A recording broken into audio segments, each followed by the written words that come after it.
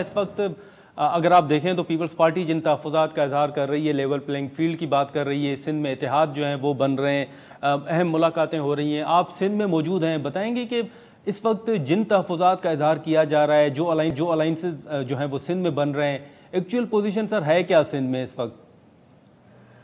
अच्छा देखें, मैं ज़ाहिर है पूरे सिंध की जो सूरत हाल पिछले ख़ास तौर पर 15 साल और उससे पहले से चली आ रही है, वो सब आपके सामने है। 15 साल में एमक्यूएम भी इनके साथ इत्तेहाद में रहे हैं और 1988 से जी लेकर आज तक बहुत ही कम पीरियड ऐसा गुजरा होगा जब पीपल्स पार्टी और एमक्यूएम का अलायंस ना हुआ हो।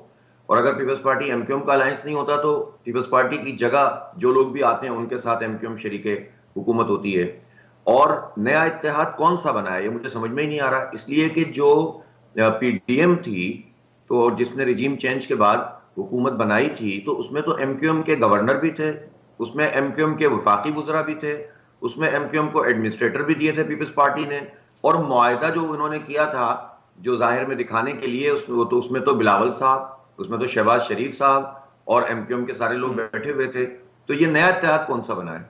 तो ये सब इत्तेहादी हैं इंक्लूडिंग अच्छा पीपल्स पार्टी। ये इलेक्शन से पहले एक फ्रेंडली फायर होते हैं और हम ये 35-40 साल से देख रहे हैं, सिंधी महाजर तकसीम पैदा करने के लिए, लोगों को बेवकूफ बनाने के लिए।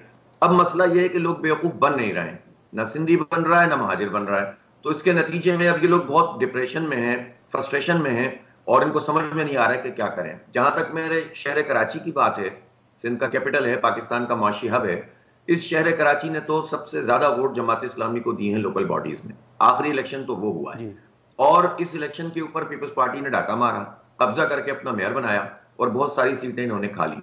एमक्यूएम तो इस पोजीशन में ही नहीं थी कि वो इलेक्शन में पार्टिसिपेट करती, उसने क्विट कर दिया, वो फरार का रास्ता इख्तियार किया। अब भी एमक्यूएम की पोजीशन ये है कि उसको कोई पूछने वाला नहीं है, उसमें हवा भरने की कोशिश जरूर की जा रही है। और मैं बार बार ये अर्ज कर रहा हूं कि गुब्बारे में जो है वो सुराख हुए हुए हैं, तो जो हवा भर रहे हैं उनके फेफड़े खराब हो रहे हैं, लेकिन एमक्यूएम के गुब्बारे में हवा नहीं भरी जा रही। तो उसके नतीजे में फ्रस्ट्रेशन में होल भी पकना शुरू हो गए हैं बहुत सारे लोग। तो इसलिए मैं समझता हूं हाँ। कि ये तो एमक्यूएम तो इस वक्त कोई चॉइस है ही नहीं कराची के लोगों की। 30-40 साल तक के जो लोग हैं उनमें से तो 0.1% लोग भी एमक्यूएम के साथ नहीं खड़े हुए या उसको वोट नहीं देना चाहते।